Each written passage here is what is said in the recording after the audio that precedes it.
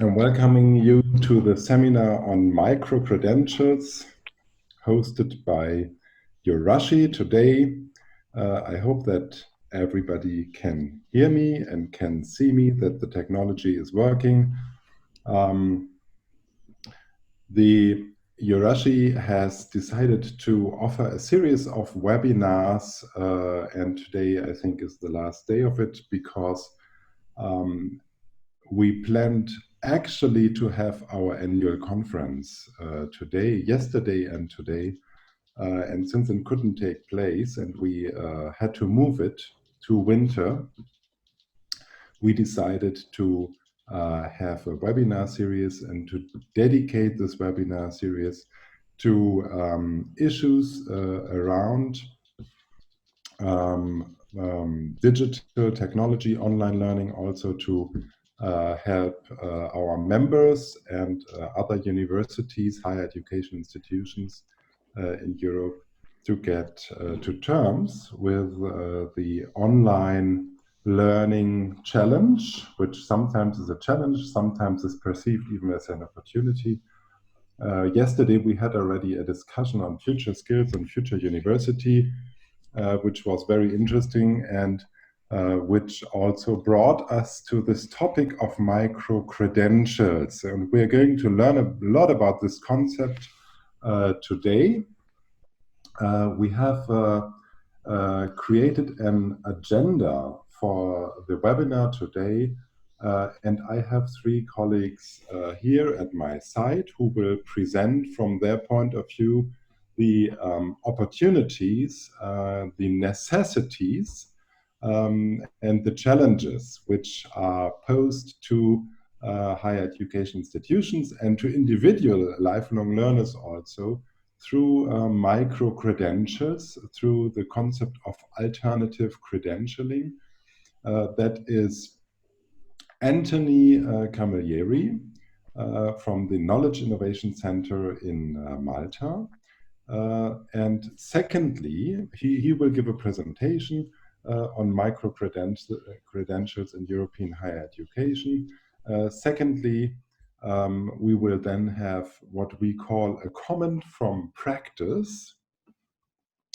From a different perspective, from Geroard sur le Berhain, from the Cork Institute of Technology, and I'm sure I have pronounced the name wrong, but I still have some time to practice.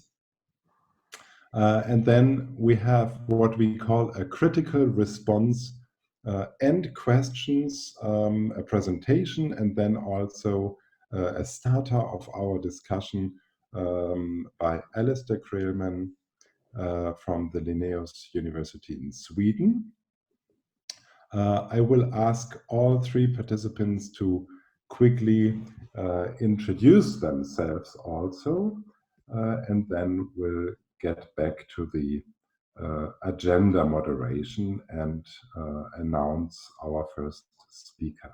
So can I ask Anthony, you firstly to introduce yourself a little bit and let the audience know from which background you speak. Sure. So my name's Anthony Camilleri, and I run a small consultancy called the Knowledge Innovation Center that looks into niche areas of emerging practice in education and training. I've more or less been involved with this topic for nearly 10 years now, researching various parts of micro-credentials. And what I like to say is, together actually with Alistair, we've been involved in the area before MOOCs were even called MOOCs. We were actually at one point running research projects on these new emerging small digital learning courses, and then somebody coined the term MOOC somewhere in the middle of our research. At the time, we also bet that the term wouldn't last a year. At least I was very wrong about that one. So thanks a lot. Can I ask you one question? If you would have to tell your best friend who's maybe not knowing anything about what you do, what do you think is the strongest power, the strongest potential which we have in micro-credentials and which we will see evolve in the next 10 years? Yeah. My guess would be that we will stop seeing master's degrees become entry currency to the labor market, and instead they will be replaced by lifelong learning provided via or during employment. Okay, thanks a lot. That's a strong statement. So I turn over to Geroir, and I would like to ask you to present yourself as well. Okay, good morning, everybody. Or, well, just about afternoon here, actually. So I'm talking to you from Ireland. The name is Garrod O'Sullivan. I have trouble with this name everywhere I go. I can tell when people are about to try to pronounce it because their lips begin to move before they make any noise at all.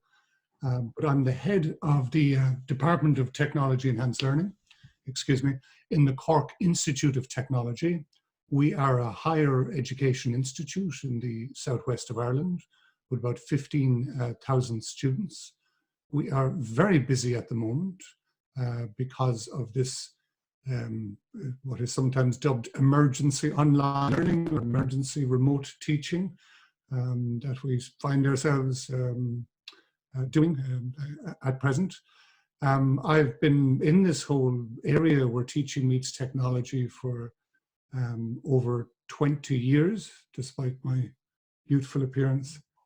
And we have been involved in a lot of different trends over that time. And during my presentation, I'll talk about how I think, you know, digital badges connect up with some of those maybe antecedent traditions or other trends. But we're big believers in digital badges and the and micro-credentials and the promise that they hold for higher education and beyond, indeed, for continuing professional development and corporate training also. Thanks a lot. And also for you, this question, if you would have to tell a friend who's not from our scene, you know, about micro-credentials and what is the real promise of micro-credentials in your view, how will it change the reality in the next 10 years? What would you say in one sentence? Well, I think it's about potential. I think digital badges hold the promise to really change the way that we facilitate learning, the way that learning is evidenced, and the way that we recognize learning. But that's only if we proceed carefully and if we use them judiciously. So that's something I'll be coming back to during my own presentation. Okay, great. Thanks a lot. Gewacht. Gewacht. That's almost, it's better already. So I would like to turn to Alistair Krillman from Linnaeus University and also ask you to introduce yourself quickly. Okay, hello there. As you can see, this is Kalmar Castle behind me in my virtual background. Southeast of Sweden, Linnaeus University. I work in the unit for higher educational development, and I work with e-learning, distance education, whatever you want to call it, and many, many aspects of it. I'm originally from Scotland, as the accent probably tells you, though I have lived most of my life in the Nordic region in Sweden and in Finland, and most probably will continue to do so. My interest in this particular field is more sort of general. My university doesn't really recognize micro-credentials and doesn't work with badges. I like to keep up to date with what's going on, but it's not that easy to get it recognized here yet. And the progress is slow, but I see enormous potential. The last year or so, I've been working a lot with virtual conferences, webinar development, and so on. So I tend to live most of my life here in Zoom and other e-meeting tools and trying to find new ways of developing them. And if you want my my statement, mission statement in terms of this webinar, I like the idea of a kind of passport backpack, which or e-portfolio. I like the idea of being able to show your competence, to be able to say, look, this is what I've done, this is what I've got recognition for. And in that, you've got your bachelor's degree, you've got your formal qualifications, you've got these various certificates, and in some way they're linked and they're part of a coherent whole. So, you know, my vision is that you have this backpack with you, your portfolio that you can show people, and it makes sense to the people you show it to. Okay, thanks a lot, Alistair. So you have already in a way expressed your vision. So I won't ask you the same question I asked you the two colleagues. So we are looking at a field where we have no masters, and probably we will have our qualifications in our backpack with us, and somehow this needs to unfold today. We have about 90 participants today from all over Europe. I'm looking at the chat and people are keeping introducing themselves. Thanks a lot for attending. My name is Ulf Ehlers. I'm a member of the board of EURASHE. I'm vice president of EURASHE. And in EURASHE, we have just recently also started a task force on micro-credentials to help our constituency, which are usually mostly professional higher education institutions and University of Applied Science, to get to terms with this fairly, let's say, new concept, not so new for us maybe, but new for the history of universities, which has a potential to really change things. So with that, I would like to invite our first presenter to give his presentation. That's Anthony, and share your screen. It's working very well. Thank you very much. You should be seeing my screen. So I'm going to be presenting the results of a set of research that has been done by a consortium of partners over Europe for the past 2 years. In a project called Micro-HE, we have been examining the nature of micro-credentials, the impact micro-credentials might have on higher education, doing a little bit of forecasting about where we go for the future, and playing with some concepts around micro-credentials. A little bit of attribution to get started with, and you can see our list of partners, which is a mixture of universities from around Europe, foundations that deal with e-learning policy, as well as EDEN, which is the European Distance and E-Learning Network. So to get started with micro-credentials, it's important to talk a little bit about definitions. If you look into the literature on micro-credentials, the only thing you really find is a mess. Some people refer to micro-credentials as special types of combined MOOCs. Other people in literature look at micro-credentials as training that leads to a specific skill. Yet others confuse the term micro-credentials with open badges.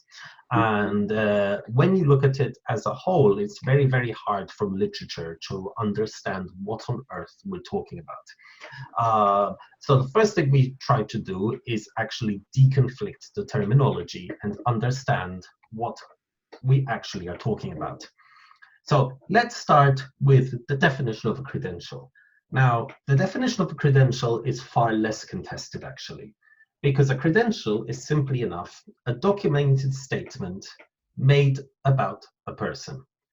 A credential can be anything from a diploma, to a driving license, to a press credential, even to a concert pass.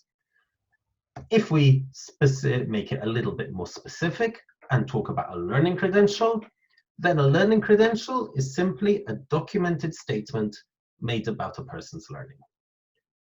And if we look at a micro-credential, in its most generic form, a micro-credential is simply a subunit of a credential. It's nothing more special than that. So when we ask, why are we suddenly making all this fuss about subunits of credentials? It's because micro-credentials give us the opportunity to create a system of interoperable building blocks. I'll go to Alistair's commentary about having a backpack full of different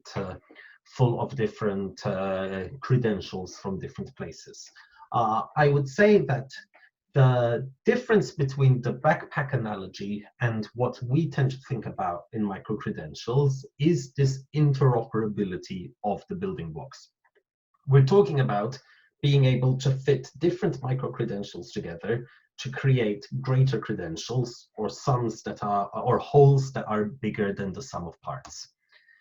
And the other part of this is, of course, where do micro-credentials stand in the learning life cycle? So because micro-credentials are documented statements, they are what you get at the end of a course. A course is not in itself a micro-credential. A course can lead to the award of a micro-credential. A course is based on a curriculum and it leads to the award of the micro-credential. Now, you might say I'm being very fussy with my verbs here, but one of the reasons for this is because this difference of whether it happens in the process or the output phase is very, very key to understanding the nature of the tool here. As long as you're within a course or a program within an educational institution, your choice of credits, your choice of modules is controlled by the organization. You might be allowed some freedom. You might be given a list of modules you can choose from. You might be given, let's say, a set of combinations you are allowed. But in the end, the whole process is controlled by the institution. In the world of micro-credentials, you have your certificates of learning, and you as a credential owner, or you as a student, or you as a graduate, are controlling how you combine those micro-credentials into a very, very personalized learning pathway. So when we're talking about micro-credentials, we're also talking about a process that is very much led by the learner, led by the student. Within this definition of a micro-credential just being a smaller unit of a credential, while it might be a correct definition, it is not a useful definition from the perspective of saying what can we regulate from a policy standpoint, and how can we use this from a policy standpoint. So when in Micro-HE, we look at micro-credentials and we say, how can micro-credentials be used in education? The concept we've come up with is saying that there is certain key features a micro-credential should have to be considered within the ecosystem. And essentially, we're saying that this subset is, if you will, a set of quality micro-credentials that can be understood and that can be recognized within the ecosystem. And those are 5 properties: modular, stackable, portable, digital, and universal, which I'll take you through one by one. So first of all, in terms of modularity, what modularity means is that micro-credentials should be made up of distinct units. And that implies a number of features. First of all, that they use a standardized unit of measure. And the typical way of implementing a standardized unit of measure is using a credit system that is expressed as learning outcomes. ECTS is an excellent example of a credit system, but we don't say that a micro-credential necessarily needs to use ECTS. We just say that it should use a credit system expressed as learning outcomes. You'll find that in existing micro-credential systems out there, this is a common feature. So, for example, in the UK, the NHS has this system of credits for continuing professional education of doctors, which is probably one of the better known micro-credential ecosystems out there. IBM has a system of badges for its employees, which again is based around a credit system based around IT competences. The second part here is that these units have to be open access. This is very simple. If you can't apply to take the micro-credentials, if you can't apply to take the modules, then you can't really use those modules. And if we're saying that these these are distinct units, then it also implies that they are small. Now, there's a lot of discussion in terms of how small a micro-credential should be. We don't really take a position on this because, to be honest, it's a judgment call how large or small a micro-credential should be to be a practical size. But it seems to be that the upper bounds of what a micro-credential can be is around 10 ECTS equivalents. And by ECTS equivalents, one ECTS equivalent represents about 25 hours of learning. So the largest micro-credential that you can still call micro, we would consider to be somewhere in the region of 10 ECTS. The second part of this is stackability. Now, it's important to understand the difference between combining and stacking. You can combine grains of sand, you can combine cement. You put it all together, you mix it, and you create a whole, but that whole isn't really made up of individual units that have been architected and combined one on another. On the other hand, if you're playing Jenga, Jenga is a typical example of stackability, where you have units that have been designed to interlock, which are carefully constructed into a tower. So when we're talking about micro-credentials, we're not talking about combining units, just throwing them all into a bag and seeing what comes out. We're talking about these very, very carefully constructed towers. And so stackability essentially means that micro-credentials can be combined to create larger credentials. And to be able to do that, it again implies two features. First of all, it means that you need a standardized format for that stacking. And that implies that not only you should have a credit system, but that credit system has credit values. So you're not just saying that, listen, the credit system describes the learning outcomes, but it also has a unit of measure inside it. The second part of this is they can't be too small, because if you become too small, then you enter the sand in the mixer scenario where you can't really stack it, you can only practically combine it because it's too small.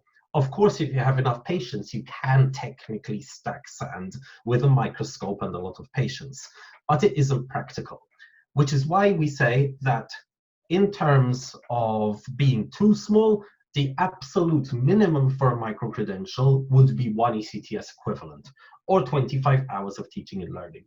Again, the size is extremely contested. You will find a number of countries are actually defining micro-credentials as being a minimum of 5 ECTS, though at least from our perspective, we find that a little bit too large to allow for the full flexibility of the concept.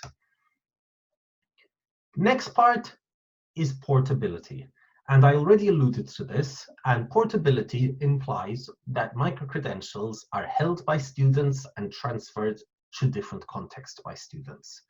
Now, to do this, it implies that they also need to be recognized by different institutions, because it's useless to carry your credential from one institution to another, and then the institutions tell you, but sorry, we still don't accept them. And that recognition has to have two purposes. Firstly, to give access to enter an institution, and secondly, to stack across institutions, to take credentials from different institutions and combine them into wholes. And if you imagine this portability, one of the commonly used metaphors here is the metaphor of a letter.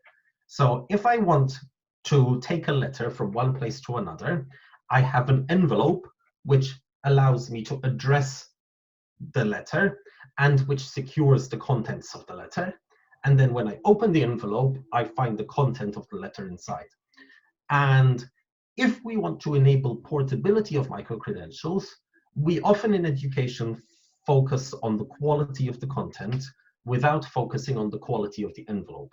So actually, we need to focus on the quality of both. We need to ensure that the envelope is secured, which means that you can guarantee that a credential is authentic, that it was really issued by the institution you say it was issued, and so on. And we have to ensure that the content of that learning is quality assured. Fourth part of this is digital. Now, you ask me, why do micro-credentials need to be digital? And this is just a little number game I'd like to play with you. Let's assume that we have 1,000 universities across Europe offering micro-credentials, and each university offers 50 micro-credentials via MOOCs, for example. That gives us a population of 50,000 micro-credentials which a student can choose from across the continent. Now, if we assume that a student will, on average, take 5 credentials and combine them from different institutions, that gives you 2 sextillion possible combinations. Honestly, I had to look up how many zeros 2 sextillion is. So the point we're trying to make here is that by opening up education, by giving students all this choice, we also exponentially increase the number of permutations that exist for recognition purposes. And whenever in any context, in any industry, you see these kinds of numbers presented, the only solution to be able to process them is digital. So what we're saying here is not that micro-credentials have to be taught or learned digitally. They can be earned in any mode. But to be practical, the award needs to be digital, the stacking needs to be digital, and the recognition needs to be digital. A question I commonly get here is, are you saying that all recognition should be automated? My answer would be no, with current technology, we cannot automate recognition.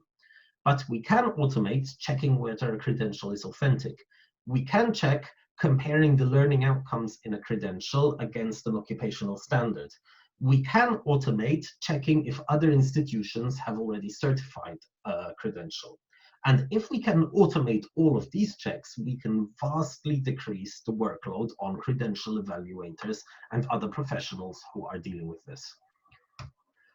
The last part of our equation here is universal. And by universal, we mean that micro-credentials should be useful in any context of formal or non-formal learning. You're seeing a lot of initiatives, especially in higher education at the moment, which are trying to create systems of micro-credentials for higher education, for example. There are already a number of private micro-credential schemes that lock micro-credentials within a specific ecosystem for professional training. Probably the most famous of which is LinkedIn Learning. And one of the things we very much want to deliver here is that micro-credentials are equally applicable in any context of learning. Higher education, vet, private training, continuing education, all of them. And some of the real power of micro-credentials comes when you use it to create bridges between different learning contexts. An example I like to give is saying, imagine I take a set of units from my master's in international business. I combine this with an introductory course in Japanese, which I have taken from a private provider. And then I also combine this with an apprenticeship I do on a factory floor in Japan to create a specialization in international business studies for Japanese manufacturing. It's a course I've created myself, mixing micro-credentials from different levels of education, but which makes a lot of sense in my context. If those micro-credentials in each of those areas are locked within a closed garden, I lose one of the most exciting opportunities from the system. Because honestly, if we keep micro-credentials locked up only in higher education or only in vet, how is that really so different from the ECTS and Bologna process and Erasmuses we have now? We've just added the digital on, but not really made any systemic change. So enough about definitions of micro-credentials.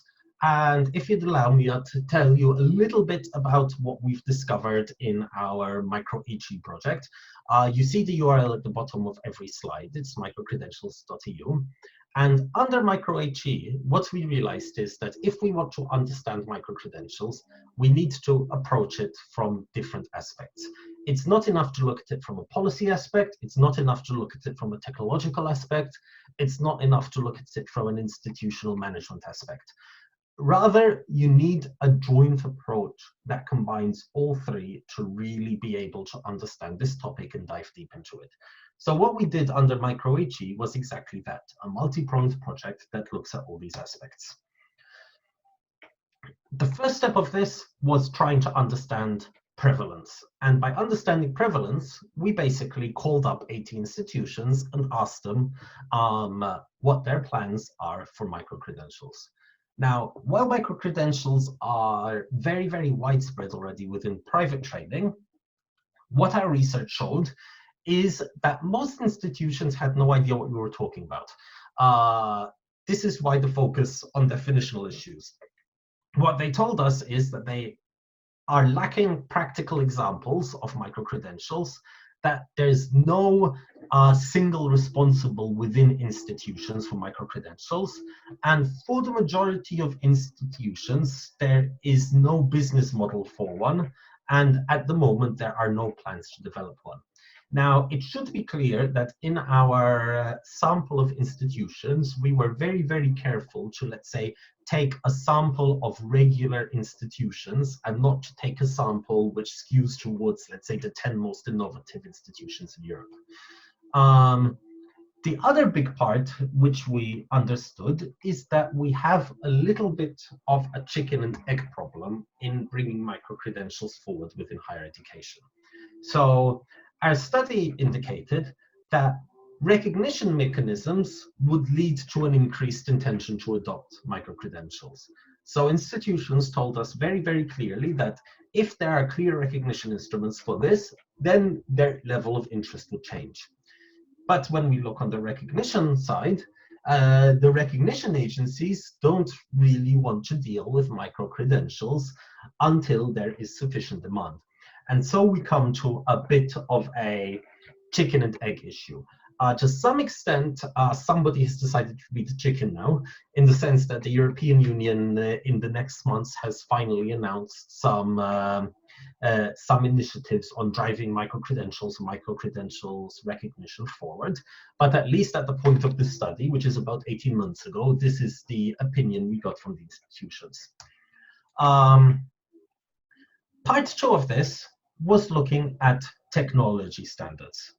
And while we started the project, we felt that micro-credentials would need a metadata standard. For those of you who aren't in technology, a metadata standard is basically just a standardized way of describing an object in a machine-readable way. So in this case, we're talking about a standard for describing micro-credentials in a standardized way. Now, because of the unified approach I was speaking about, we said that actually we would want a model that would allow you to express qualifications, modules, and micro-credentials with the same vocabulary across all levels of education. You don't want to be calling things one thing when they're at secondary level and changing your vocabulary when you're at higher education.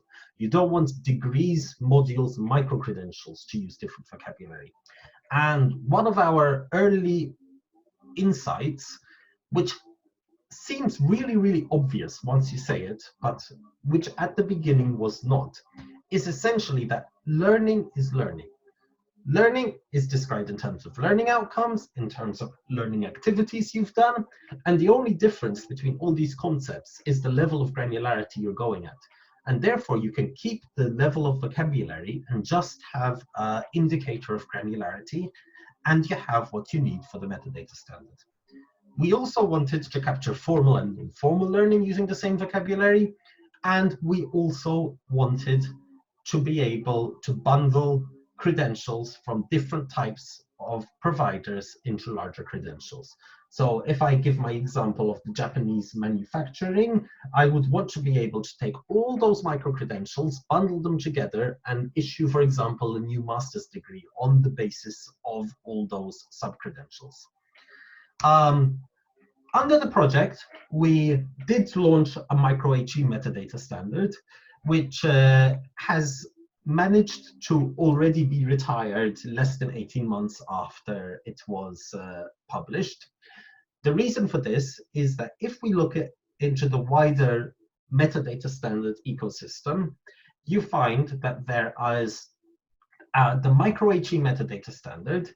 The EU has published something called the qualifications metadata schema, which covers qualifications. And the W3C, which is the organization that essentially manages the internet, has also published a technical specification on how to describe any type of credential, whether learning or not. Within part of the work of the digital education plan of the Commission, specifically the strand on EURASHE digital credentials, the Commission has proposed something called the EURASHE learning model, which is intended to be a large-scale harmonized data model, which will cover learning opportunities, which will cover credentials, which will cover accreditation information, and which will be integrated into the new EURASHE that launches on 8th of July. The EURASHE learning model leaned heavily on our work, as well as the work of many other groups, including the MX-ELMO group, the QMS people, and the W3C verifiable credentials. And essentially, due to the integration into, let's say, a wider, more comprehensive model, we've retired the Micro-HE in favor of the EURASHE learning model that takes all of these lessons onto it. The third part of this was a technology demonstrator. So not only did we want to build some tech standards and do some institutional surveying, but we wanted to be able to try it out in a practice. So what we did was we built a service which is called credentify.eu. You can go to that website and play with it yourself. And what we wanted to do was to allow users to collect micro-credentials from different institutions in our network and save them into the same wallet. Now, as long as you're doing only that, we haven't done anything new. Open Badges does this perfectly, does it better. Here, though, we come to the concept of users as the controllers of their credentials. So instead of your micro-credentials being combined and a qualification being issued to you, what you can do under Credentify is you collect a batch of the credentials, then you say, I would like to select a certain set of these credentials and send them to an institution and request a new credential on the basis of these sub-credentials. So you can collect a whole bunch of experiences and send them to an institution and say, please issue me a degree based on the 80 credits I've done with you, plus the 20 credits I've done at another institution, plus the 10 other types of volunteering experiences I have done. These are all in my wallet, and as a student, I am asking for recognition of these. You don't have to ask for recognition from a other educational institution. You could, under this scenario, ask for recognition from an employer. So you could, for example, contact a professional body and say, based on the combination of micro-credentials I am presenting you, do I qualify to work as a tour guide or a bus driver or a doctor in X jurisdiction? But it's you as the user who is making the request, you as the user who's sending the micro-credentials. And just because we wanted to play with new tech, we also stored credentials on the blockchain. This isn't really the seminar to share the lessons from that, but enough to say that we proved it is feasible to store entire credentials on a blockchain in an efficient manner. Last couple of slides is, it's all good talking about all of this and seeing how it will change the world, but to actually see if it will change the world, you need to speak to experts, you need to try and do some forecasting. This forecasting is still ongoing. We're running a Delphi study to try and understand the impacts on micro-credentials. What we have determined so far is that if you look at the policy environment and the technology environment at the moment, we see that there's a whole bunch of drivers which are making micro-credentials more feasible than they ever were before. We're seeing the emergence of common European standards. We're starting to see national level strategies for micro-credentials in places like New Zealand. We're seeing that an effort to add micro-credentials to the Bologna process. We're seeing new trusted platforms emerge, such as the new EURASHE, and we're seeing that there are open source technologies, such as open badges, but also emerging technologies, such as AI and blockchain, which allow you to process the volume of micro-credentials in ways that simply were not even possible even 5 years ago. That takes us to the drivers for transformation. And what we can tell you so far is that we see that micro-credentials are likely to drive an increase in flexible and personalized learning offerings. It's likely to improve relations between higher education institutions and employers by helping resolve skill mismatches. It's likely to have very, very large impacts on the recognition services, because we will move from recognizing degrees to recognizing and demonstrating granular competence. And we imagine that there will be quite a large societal impact, because micro-credentials also allow far more flexibility in how, when, and where you learn, which is to the advantage of several neglected groups. The presentation is available for download on microcredentials.eu. I also believe it will be distributed afterwards. I haven't put a logo on it, but it is Creative Commons. You can feel free to use it in any way, shape, or form you like. And I would be happy to answer any questions. Thanks a lot, Anthony, for this very systematic overview of micro-credentials, of the situation right now, and of the information you have worked on in the project Micro-HE, and doing also in other contexts with the Commission, and also for presenting the last couple of slides on thinking about how this can impact higher education and can also become real in higher education. We have still 90 participants and had a lot of discussions in the chat. I will pick up maybe just some of them now, and later after the other two presenters as well. One thing is, which people are wondering about, Anthony, if all this works and we have micro-credentials which we can take away from our learning, how realistic is it that across higher education institutions and then also labor market institutions,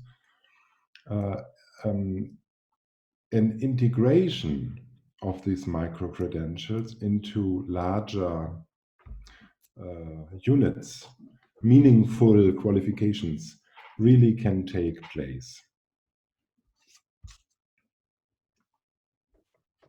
Okay, in terms of how realistic is it on integrating it into meaningful qualifications, what I can say at the moment is that we are seeing it happen already. So, one thing which we are seeing is, especially in the MOOC world, the latest craze is something which is generally known as MicroMasters, where you combine 3 to 4 different MOOCs, sometimes even from different institutions, into let's say larger credentials. Especially within the business world, these are very, very interesting. So if I complement my bachelor's in business management with a micro-credential, with micro-masters in data analysis, that would include a micro-credential in databases, another one in business intelligence dashboards, and maybe another one in accounting. That is something that institutions, that businesses are very, very interested in. The trick here is that, and I think the one which we haven't really solved, is that the more micro-credentials are out there, the more the brand of the institution offering them matters. It's very, very easy to trust a household brand such as MIT or Harvard. It's much harder to trust a non-household brand such as my own university, the University of Malta. And there is a point at which employers will just stop looking at is this a quality institution or not, and won't bother checking if it is, and just opt for the brands they know. And that is, let's say, one of the things which we're seeing a little bit coming out of our Delphi, and which is, I think, one of the big challenges we would have to overcome in this area. Thanks a lot. We have a lot of comments which say very insightful presentation. Thank you. Very helpful, simple and conclusive. We go with you after this, well presented, very insightful. So there's a lot of congratulations for your presentation, Anthony. And to all of you who have raised questions now, I'm taking note of the questions also in the question and answer tool. We are now going to start with the presentation of Gerard.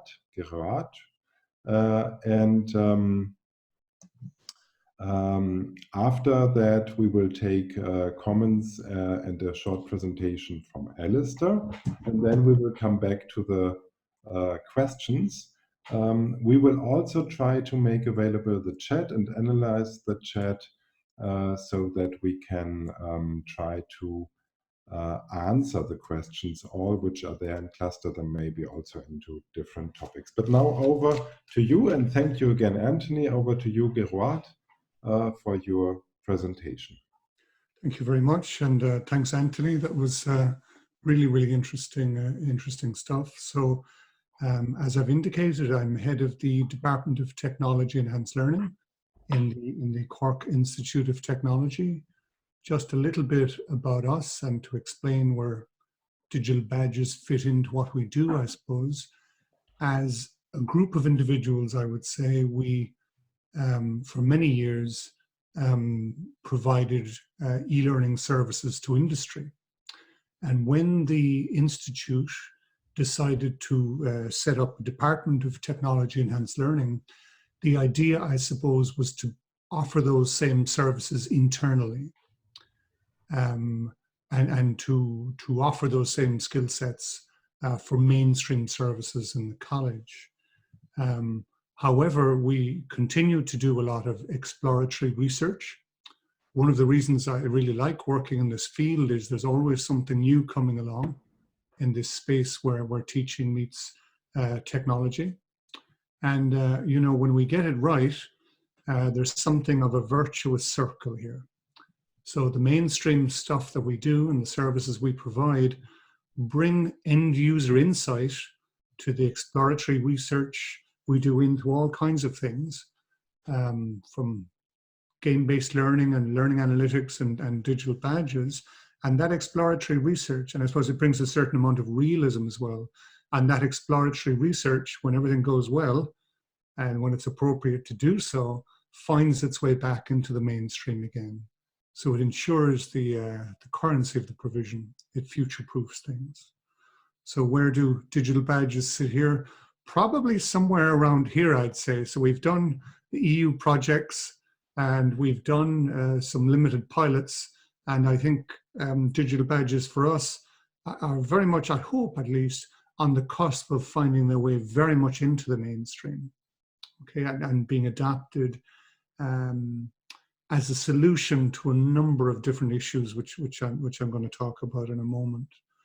But actually, one of the reasons, I suppose, we became interested in badges first, and one of the reasons they resonated with us, goes back to a lot of the work that we've done in the area of game-based learning. So we're very big believers in the use of computer and video game technology for learning purposes. And the simplest way to describe that is we say that, or we feel that if you put somebody inside a game and they have to think from the inside out, well, that leads to a very special kind of learning, and it's quite different from the kind of learning you get, say, in the traditional classroom, or from reading a book, or from taking a conventional SCORM-based e-learning course. And so we've developed a lot of serious games or game-based learning apps over the years. There's just some random screenshots there of some things that we're working on. And of course, in the world of gaming, achievements and points and leaderboards and all of that stuff is what's been pretty much standard right from the start. There's a screenshot of various different achievements you can have in the well-known game SimCity. Here's a whole series of achievements that you can get in my 10-year-old daughter's favorite game at the moment, Animal Crossing. I'm not sure if anyone's familiar with same. So rather than thinking of badges as coming from here, or coming from the world of scouts and brownies and Boy Scouts and so on, we associate them a lot more with that world of video and computer gaming. Either way, I suppose badges have come to be very strongly associated for some people with the world of gamification. Now, we make a big distinction in our work between creating a game that people will play and learn from, and gamification, which is really sort of using gaming mechanics to maybe increase the motivation and engagement with what might otherwise be pretty ordinary kind of e-learning. So a standard example here would be the famous Duolingo platform. You learn a language, and along the way you unlock lots of different achievements, and you and your achievements appear on a leaderboard. Sometimes in this context then we see badges listed among a series of other things that we might do to increase motivation. So point systems and leaderboards and progress indicators and so forth. That slide is actually from a slide deck I created myself, so I'm partly to blame maybe for some of the associations that badges have in this context. Why am I saying that? I'm saying it for one thing because I think it gives badges a bad rep, really, if we think of them as being akin to what happens in games and akin to what we give Boy Scouts, and if we associate it with the world of gamification. So we know from the literature, for example, that external rewards, if they're not offered in a judicious way, they can hurt intrinsic motivation. Okay, so if we reward people for every little thing that they do, that can actually undermine their intrinsic motivation. And used in the wrong way, it becomes very much, you become like a Skinnerian rat. You are pressing the lever for another food pellet, and you don't press the lever unless, well, that's not quite how behaviorism works, but you get the point. It's a very, it's somewhat of a discredited view, let's say, of learning. So I think there's a lack of appreciation of what badges involve, and the fact that there are technical standards that provide for interoperability, portability, stackability, as Anthony has it, and also just the sense that these things are more than just a pretty picture, or more than something that just happens within a very, very specific context. As the image here has it, there's data inside, and the kind of data that's inside in these badges was, in addition to what I've just kind of outlined in terms of our own kind of trajectory, if you like, but in addition to that, these characteristics and these affordances that I've mentioned and that Anthony mentioned in much more detail was what attracted us to badges, as a way, I suppose, to solve a different kind of a problem. And the problem, I suppose, is that it's becoming increasingly difficult, but simultaneously more important to recognize all learning and learning that's happening in different kinds of ways. And I say this in the context of activities, learning activities becoming more granular.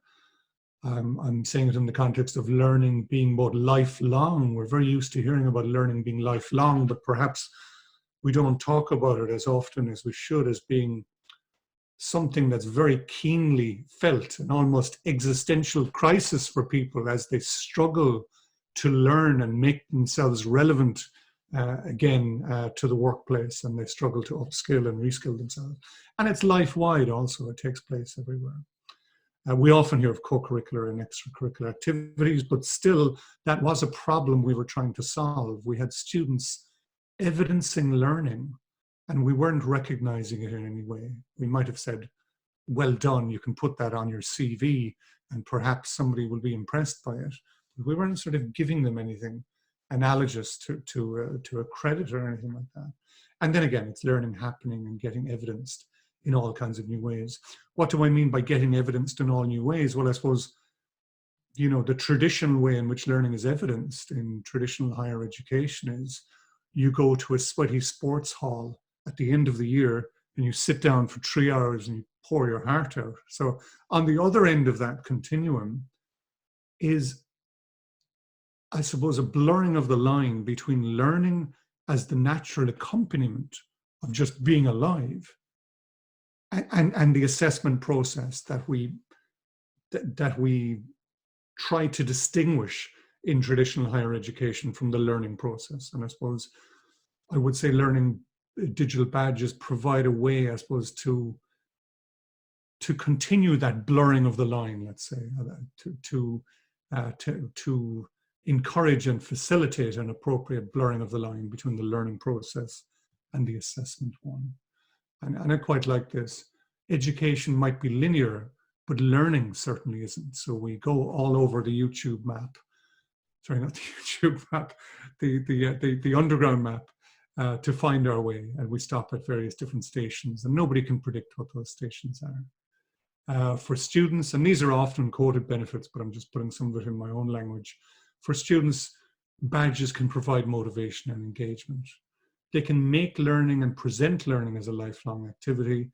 They can emphasize that learning happens outside of the classroom and the lecture theatre. They can recognize development of skills and learning over time. So that goes to the point about the stackability of digital badges. But it's also to the point that digital badges can light the way. They can kind of say, come over this way. And we can perhaps lead people through in terms of their skills and learning development. And I suppose what I mean by that is, instead of saying, oh, you want to learn about this, here's a 120 credit master's degree you can do.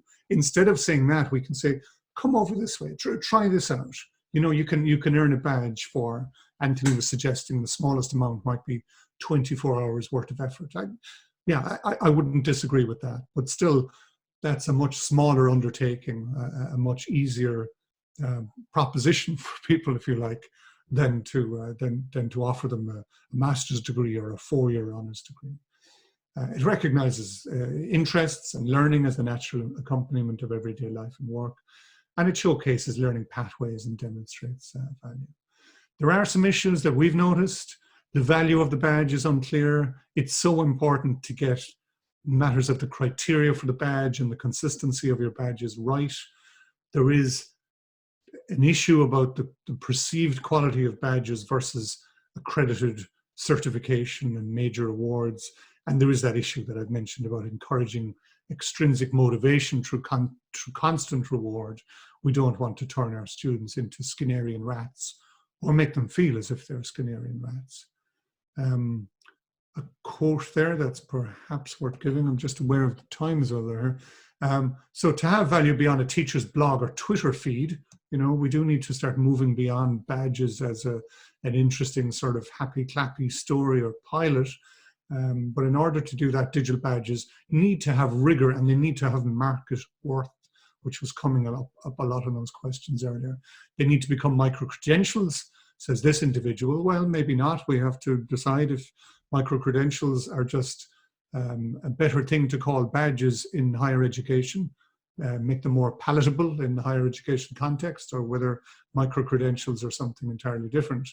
But a system filled with junk badges will certainly have far less integrity than one filled with micro-credentials or badges that have been awarded by reputable organizations in a way, I would say, that doesn't give badges for being a warm body. You know, these kinds of badges. Oh, you came to my seminar. Here's a badge. You volunteered to be part of the conference. Here's a badge. Oh, you don't need to evidence anything or critically reflect upon anything. We'll just give you a badge. I mean, if we're in the business of creating a new currency here, that's one really good way to undervalue it, to devaluate it right from the start.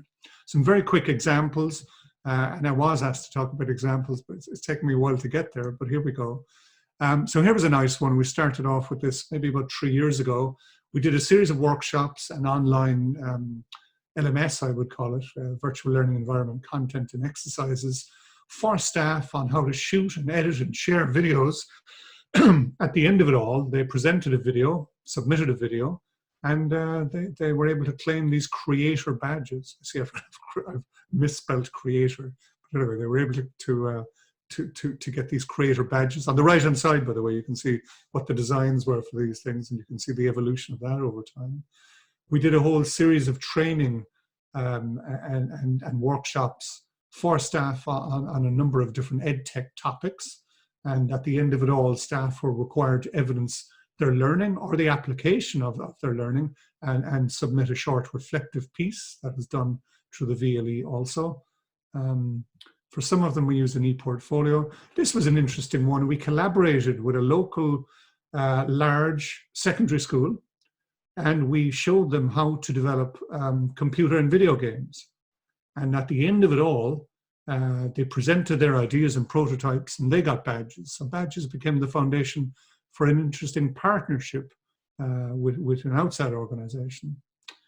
Similarly, we were asked by the Access Office in CIT to come up with a badge for individuals in the workplace who are mentoring CIT students. It was the mentors in the end who submitted a final reflection and claimed a badge. And it was kind of a thank you, but I suppose it's also spreading the word about these kind of badges. There was a 12-week mindfulness program with content and resources. Students were required to complete a survey and reflect to earn a digital badge. And you can see what that looked like on the right-hand side. You can see, by the way, how we were beginning to run out of visual ideas for some of these badges as time went on, but we were pressed to keep some kind of visual consistency also. More recently, staff completed an externally hosted cybersecurity course. We wondered about this one because the course was externally hosted on a different platform. Would we be happy to give it a badge? And we decided we would, that the key thing was the learning evidence, perhaps, not so much the learning path or where the content and exercises resided, but we did find a way to I suppose, integrate with that platform and assure ourselves or validate the learning evidence, if you like. And staff were able to, in quite large numbers actually, to gain this badge in cybersecurity awareness. We did a workplace preparation program, which was an 8-week one. This was for students to go out into the workplace, and they had to complete interactive exercises, often auto-corrected ones, and offer reflection.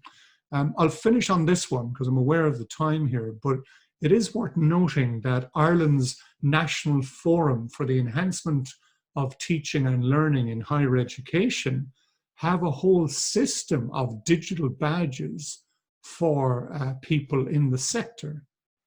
So you can claim a digital badge through the National Forum's digital badge system. And here are the badges that exist to date. And it's 25 hours of student effort per badge. And back to your thing, Anthony, about the ECTS credits, you could say that's one ECTS credit. And you were suggesting that's a kind of a minimum. I was involved in 4 of these badges, actually not 4 of these badges, but 4 badges altogether. I can see one is missing from the list. The one closest to my heart maybe was this one that we did with Hibernia College and the University of Limerick, getting started with online teaching. An objective success by any measure. We did it last year and we just finished doing it again. 100% of our respondents indicated that they planned to implement some of what they had learned. They indicated the course had increased their knowledge and confidence. The 80% of them indicated the course had changed the way they think about online learning. And the course, interestingly, has become a mainstream CPD across a lot of higher education institutes. So we developed the course with 2 other higher education institutes. We delivered it, but then in a kind of a cascading effect, other people were able to take that course because it's shared in a Creative Commons, and they can now apply for that badge. It's a very interesting model there, I think. Elsewhere, I've written about how this constitutes maybe a different kind of model of how continuing professional development can work. And I've counted badges there along the top as being maybe something that moves continuing professional development away from its traditional association, perhaps with training and being expert-led and having prescribed learning goals, towards a more constructivist or transformational continuing professional development, and that digital badges are a part of that process. Okay, I did mention we've been very busy lately in CIT at the moment, so as a consequence, I don't have any slide with all my conclusions on it, but I'm happy to have a chat about those. And apologies for running over. Thank you very, very much for your great presentation. Lots of insights into the practice also of giving and of creating badges. Thank you very much.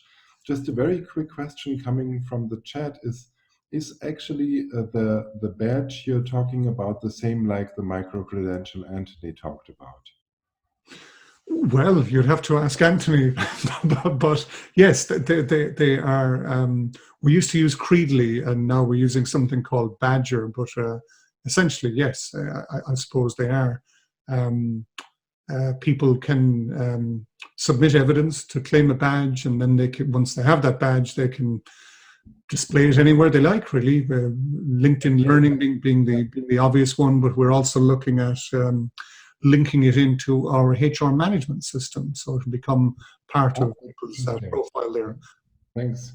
You have lots of comments, I think, and congratulations in the chat. Everybody liked the presentation very much, or many people were actually expressing that. Oh, that's great. Thank you, everybody. Before we come to the presentation with Alistair, and then after Alistair's presentation, we still have 15 minutes left. I would then also moderate some more questions to all 3 of you. I would like to address the participants and ask for a 60-second association game. And this association game is working in the following way. If you see the term micro-credential, what is the first association which comes to your mind? Please type this word into the chat and let's see what we get. So everybody, now all of our almost 90 participants, 60 seconds, the clock is ticking. I have it here in my head. You don't see it, but not in my head, but in my hand. The clock is ticking. What are the associations which you are having here? Blockchain, recognition, MOOCs, opportunity, credits, mini degrees, skills. Great, rapid. So it's also something which seems to have to do with velocity, with speed. Quality risk, very interesting. Lifelong learning, micro-learning, it has to do with learning as well. Interesting. Disruptive skills, small and standardized unit of recognized learning. Alistair, you are already online, I see. So short course that meets my needs. Organization, smaller recognition for learning, job opportunities. Interesting. So we still have 8, 7, 6, 5, 4, 3, 2, 1, 0. That's it. Thank you very much. That was a very interesting exercise. Thanks a lot. And Alistair, what I can see here is, which we haven't talked about so much actually, is it seems to have an impact on learning as well, this micro-credentials or badges. Maybe we can talk about it later a little bit. But now I would like to ask Alistair as the third speaker for a few minutes to take us a little bit into his reflections on micro-credentials and what he has heard. And he has a bit of difficult position because I asked him to be the reflector of these talks and give some critical opinions. He's an excellent person to do so. I know him since a lot of years. And so, Alistair, what do you think? Yeah, thanks, Ulf. It's very difficult when you come last. Wait a minute. Yes, I have unmuted myself. Difficult coming last because basically a lot of the issues that I'm going to take up, I feel, have already been addressed. So I'll see how I do. I know time is is going on, and we're not far off. We're heading towards the end of the webinar. I'll try to go through fairly quickly. My position is to sort of be the person who says, that's very nice, but. And I suppose I come from I suppose in Sweden, I don't see, there is some activity around micro-credentials, but there still is quite a lot of skepticism, and I'm trying to take up that sort of position here. So some of the things I'm saying here may not be completely my own views, but I'm trying to reflect what a lot of people are saying that I know, and some of the opinions I've met. I don't need to go into so many of these things. Basically, new credentials, increasing complexity. I think it's the complexity is the biggest issue that many people who are worried about this say. It's just getting too much. There are so many different concepts that you don't know which one is which and how they relate to each other. So I mean, there's just a little selection. You could go on and on forever. There are so many different concepts here. So the opportunities, I think everyone can agree that this is a way of bridging this gap, and we've already heard that from the previous speakers, that the gap between the different education sectors, between the workplace and the educations and different education sectors, and between lifelong learning and the traditional university system. This can be a way of integrating all this and recognizing skills, especially, and just what's being done in the open education sector, in particular in the MOOC sector.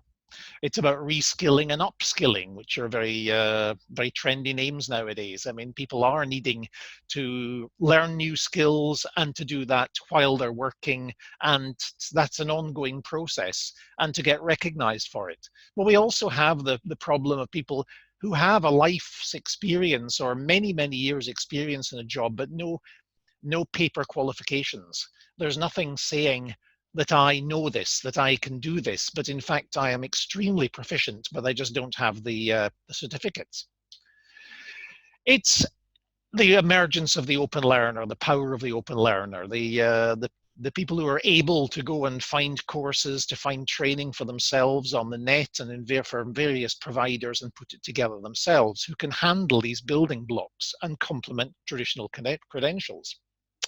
So, and this granularity that Anthony talked about, and the idea that I said at the beginning of getting some kind of a backpack, portfolio, passport, whatever you want to call it, but my digital portfolio that I can show employers and educational institutions, and that it is trustworthy. This has been around for quite a long time. You may remember a book called by Anja Kamenetz back in 2010 called DIYU, as the Do-It-Yourself University. And this was a very optimistic view, I think. I think we all got I got very enthusiastic about it when it came out. And yeah, you can tell its age, edu-punks, edupreneurs, remember that sort of thing. we saw a higher education system that was going to be totally transformed. The year of the MOOC was just about to come, and there were all sorts of predictions about the fall of higher education as we know it, and MOOCs taking over and so on. We can look back at that now with a sort of, I don't know, maybe fond nostalgia, or that why did we believe in all these things? But the idea was that you put it all together yourself. You make your own university education, you make your own, you put your education together with lots of building blocks. That in a way is being revived in this in this micro-credentials discussion. But I think that was a much more sort of maybe blue-eyed vision than reality. I think the reality today is a little bit more on the ground. It also linked to the unbundling of higher education, highlighted amongst others by Lorna Czerniewicz and company.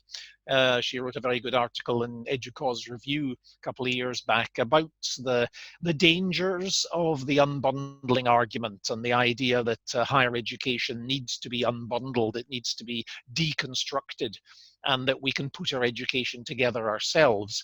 Very much an argument coming from the sort of Silicon Valley MOOC sector, and the idea that the private companies and other types of credentials are going to be more valuable than university education. I'm not sure if that's true either. I think there are dangers in unbundling because you tend to miss the coherence of a university degree, the experience of it. It can be a complement. There can be some parts that are useful, but it's not going to replace the traditional system, I don't think, anytime soon. It can complement it, hopefully, beneficially, but there are dangers. The biggest problem with open education and with a lot of this is that the people who most need it don't know it exists. And even if they did know it existed, they don't know how to get on board, they don't know how it works, and they simply don't know how to take advantage of it. This is a problem with both open education, with micro-credentials, with MOOCs and badges, whatever. There's a massive market for this. There are people who definitely need to get some kind of credentials to get a toehold on the employment market, but they just don't know where to get it, how to do it, where it is. There is a massive ignorance of this sector, or unawareness, I think is a less pejorative word. But how do we get that message across to the people in developing countries, in underprivileged sectors, amongst the migrants and refugees in the world? There are initiatives going on to get this into operation, but but that's not really reaching that sector. And the people who are benefiting from this are people who are already graduates, who are already very, very digitally competent, who already have extremely good study skills and self-confidence in an education context. So we need to see how do we get this message across where it's really needed. And as has been developed so far in this webinar, the name game is so important. And we heard about badges, we talked about micromasters and all specializations, nano degrees, verified certificates, hallmarks, endorsements, whatever you want to call it. What's in a name? One problem with this is that many of these are proprietary names. If it's a nano degree, it must be Udacity. If it's a specialization, it must be Coursera. It's very much linked to companies, to commercial enterprises, rather than a generic name for a particular qualification. And this has its dangers in that, is my nano degree better than your micromasters? Well, it depends whether you like edX or whether you like Udacity, etc. And why these have to be connected to large commercial operations. I think that does cause a certain amount of skepticism, that they are so they're based on corporate images. I think as Anthony mentioned, we need to have a standardization here. We need to know what we're talking about, and we need to find a vocabulary for this. And I can see that that is in progress. But I think still, it's very easy to dismiss this process, because university leaders can say, well, look, I don't understand this. This is a jungle. How am I supposed to make sense of all this? And say, well, let's deal with it some other day, thank you.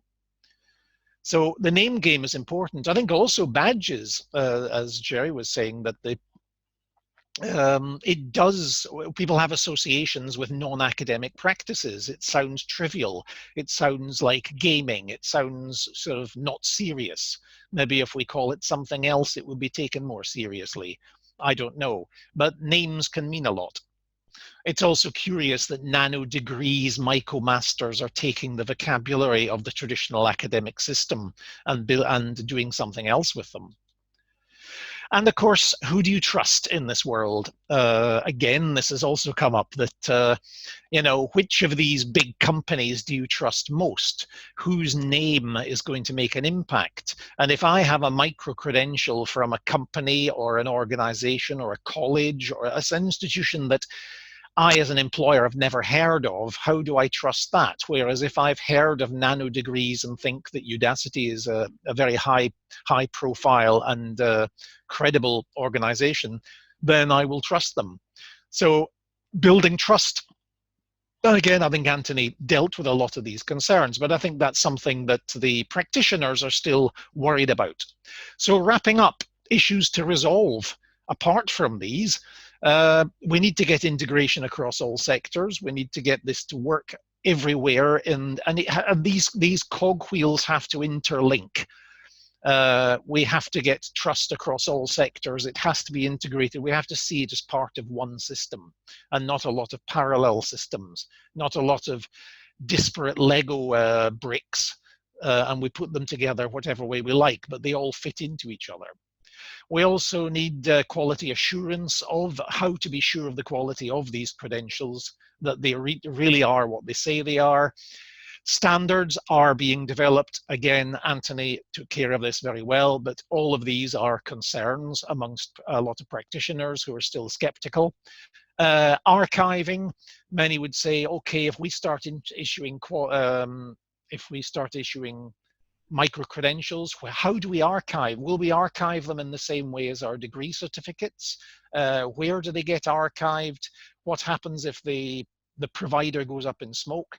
What happens to my micro-credentials if the person who has issued them disappears, or the place they archive them disappears? And above all else, we're fighting tradition. And tradition is very, very strong, especially in the education sector.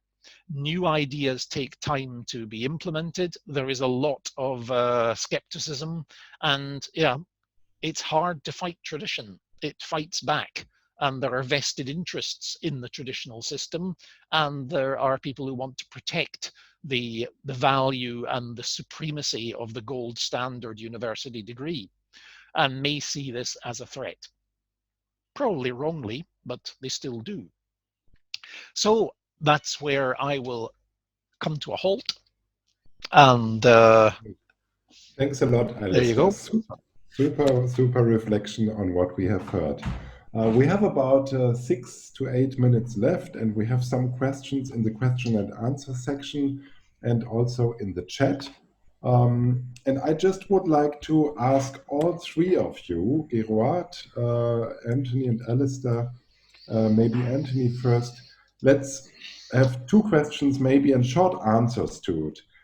One was, I think we have all understood what are micro-credentials. There are still some questions about are badges micro-credentials, or are these special micro-credentials also? But I think you have hinted us to the Micro-HE project and the deliverables and outcomes and documents where we can read all these things because you have researched on that. But let me ask Anthony again. What would you say if what has been put in the chat, a nice idea, but it's not realistic because it is a little bit like with the ECTS standard.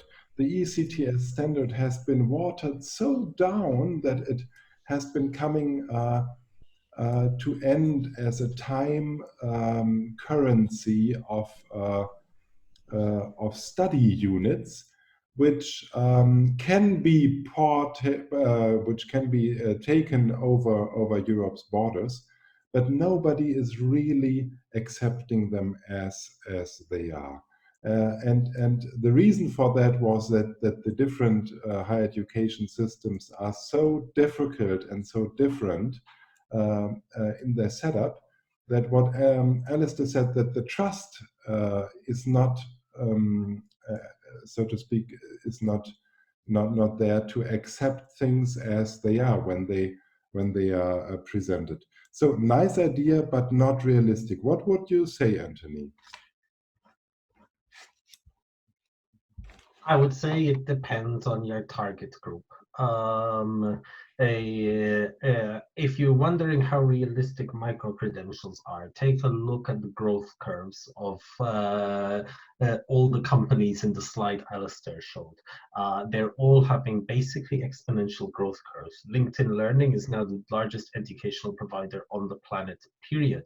And it deals exclusively in micro-credentials.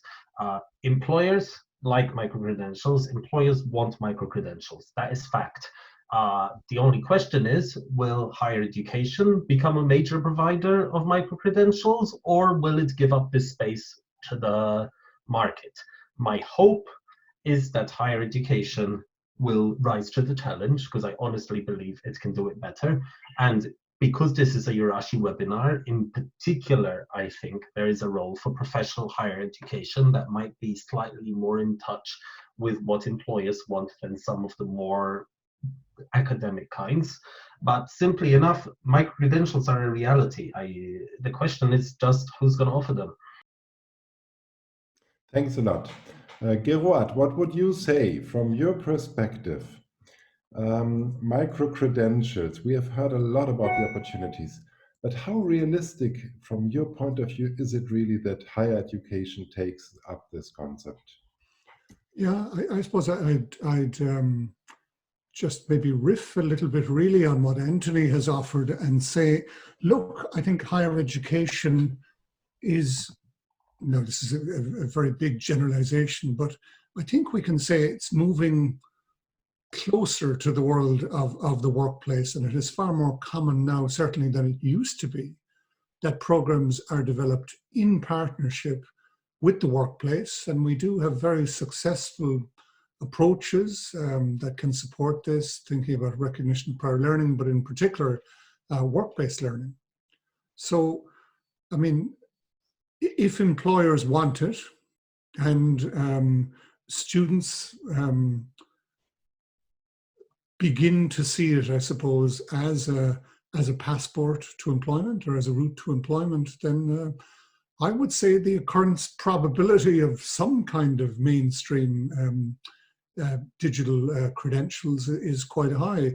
There was a slide I skipped over, and even then completely went over time, but I would have a view of things that, you know, we might be moving towards a reality that, you know, learners can pick their way through, you know, a pool of different kinds of learning objects, or make different kind of learning pathways, that these are surrounded by different resources and supports provided by higher education. And maybe some of our learners are going for major awards. Maybe some of them are engaging with us simply because they want to learn about something, and that's sufficient in its own right. And some will be motivated to gain micro-credentials. So I don't think it's necessarily a case that these things are all, you know, in competition with each other, or that the only way in which micro-credentials can succeed is by them usurping, you know, traditional awards, if you like. Mm-hmm. Thanks a lot. One other question, going also along with the question and answer section, about strategies. So if we think that, and Alistair has also talked about risk, we have talked about benefits, we have understood the concepts. What would you say, Anthony, are 2 or 3 main important points in terms of strategy, how to make it a realistic option, how to make it real for higher education. What has to be done? I would say that it's made up of two parts. First of all, if you're a publicly funded institution, then this is a lot easier because because essentially your indicators are about social impact and not necessarily about creating a bottom line. So it's a matter of essentially rejigging your performance indicators to be able to consider micro-credentials. As long as there's no incentive at governing board level to create micro-credentials, they're going to remain a niche activity from certain very innovative professors within institutions. The second part, I think, is the role of recognition networks for micro-credentials. You're seeing some organizations in Europe, especially like EADTU, that's doing a lot of work on groups of institutions coming together and saying, we trust each other and we will recognize micro-credentials within the network. You don't have to wait for legislative action or stuff from the European Union to come down on this. It's very easy to say, we know each other within a certain thematic area, we trust micro-credentials. You could even see that in a professional higher education context, saying us as a group of institutions together with select industries will recognize micro-credentials from each other and creating these ecosystems that slowly grow wider. Mm-hmm. Thanks a lot. Yeah, Alistair, Gerard, Anthony, we have come to the end of our seminar. It's exactly 2:30 now, so we have to stop. I would like to thank you very much and to answer one question which has been terribly left open for the seminar, and that is the question, how many zeros has 2 sextillions? We have researched this issue and it has 21 zeros behind the number. 21 zeros. So that's quite a high number. I would like to thank you very, very much. We're going to structure and analyze the chat a little bit because there are some good examples in there and also many comments. We're going to send that also to our speakers so that you can maybe react if you are addressed. We are still going to try to answer the question and answer section.